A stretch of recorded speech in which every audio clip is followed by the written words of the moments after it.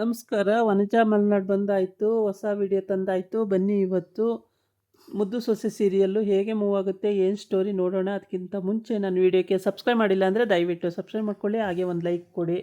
ಈಶ್ವರಿ ಅಂತೂ ತಕ ತಕ ತಕ ಅಂತಿದ್ದಾಳೆ ಸಿಟ್ಟು.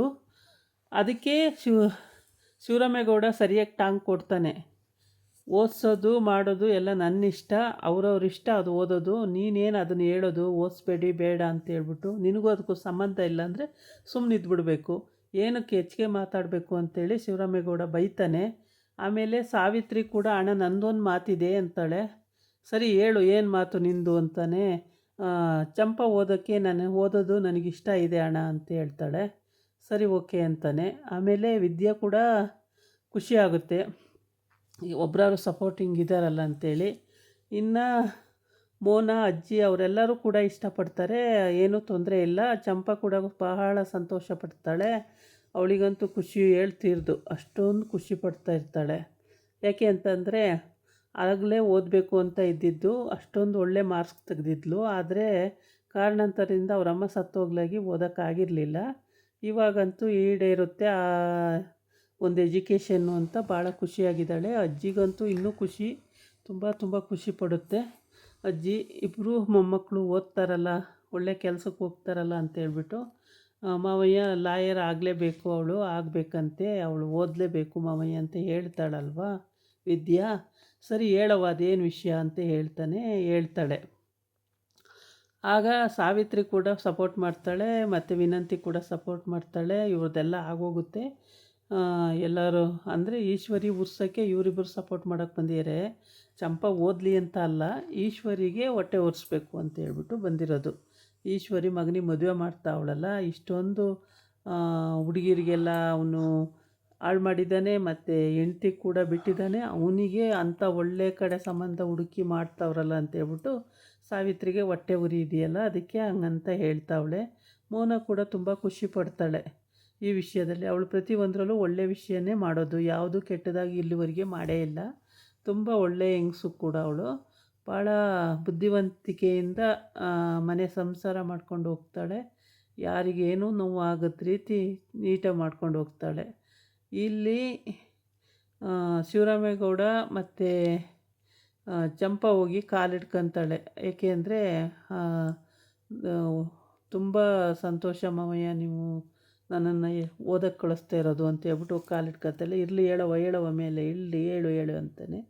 ಆಮೇಲೆ ಸರಿ ಓದು, ನೀನು ಸೆಕೆಂಡ್ PUC ಕೊಟ್ಟು ಅದು ಪಾಸಾಗಿ ನೀನು ಲಾಯರ್ಗೆ ಎಜುಕೇಷನಿಗೆ ಸೇರಿದಾಗ ಫುಲ್ಲು ನಾನು ಓದಿಸ್ತೀನಿ, ಒಳ್ಳೆ ಕಾಲೇಜಿಗೆ ಸೇರಿಸ್ತೀನಿ ಅಂತೆಲ್ಲ ಹೇಳ್ತಾನೆ. ಓಕೆ ಅಂತ ಹೇಳ್ಬಿಟ್ಟು ಎಲ್ಲರೂ ಖುಷಿ ಆಗುತ್ತೆ. ಆಮೇಲೆ ವಿದ್ಯೆನೂ ಕೈ ಮುಗಿತಾಳೆ, ಚಂಪನೂ ಕೈ ಮುಗಿತಾಳೆ, ನಮಸ್ಕಾರ ಮಾಡ್ಕೊತಾರೆ. ಆಮೇಲೆ ಬರ್ತೀವಿ ಹಂಗಂತ ಅಂದ್ಕೊಂಡು ಇರ್ತಾರೆ. ಅಷ್ಟೊತ್ತಿಗೆ ಶಿವರಾಮೇಗೌಡಂದು ಮೀಟಿಂಗ್ ಮುಗ್ದೋಗುತ್ತೆ. ಶಿವರಾಮೇಗೌಡ ಎದ್ದು ಹೋಗ್ತಾನೆ.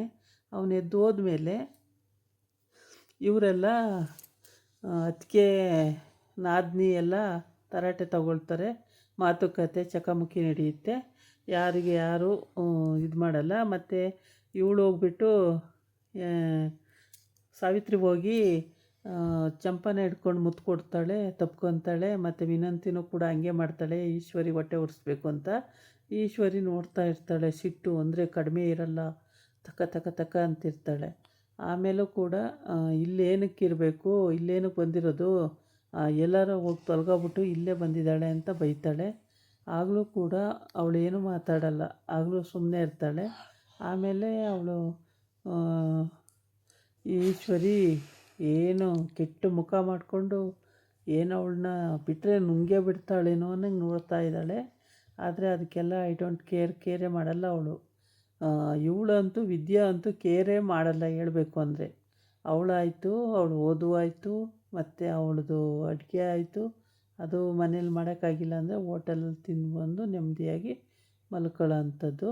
ಈ ಕಡೆ ಭದ್ರ ಮತ್ತು ಕ್ವಾಟ್ಲೆ ಮತ್ತು ಅವನ ತಮ್ಮ 3 ಜನ ಕೂತಿದ್ದಾರೆ.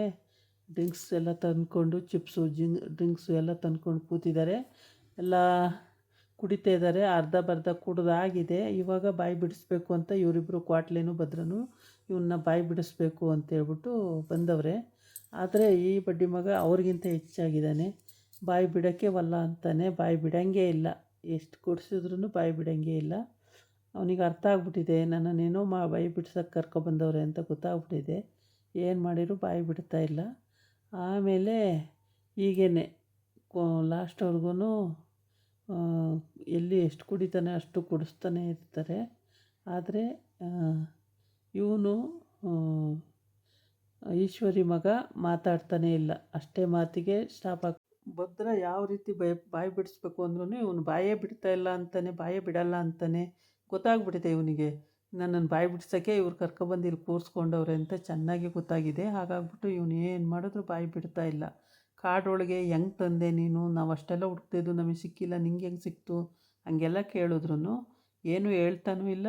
ಎಲ್ಲಿ ಸಿಕ್ತು ಅಂತಲೂ ಹೇಳ್ತಾ ಇಲ್ಲ, ಎಂಥ ಇದರಲ್ಲಿತ್ತು ಅಂತಲೂ ಹೇಳ್ತಾ ಇಲ್ಲ, ಏನಿಲ್ಲ. ಸುಮ್ಮನೆ ಇದ್ದಾನೆ ಅವನ ಪಾಡಿಗೆ ಅವನು.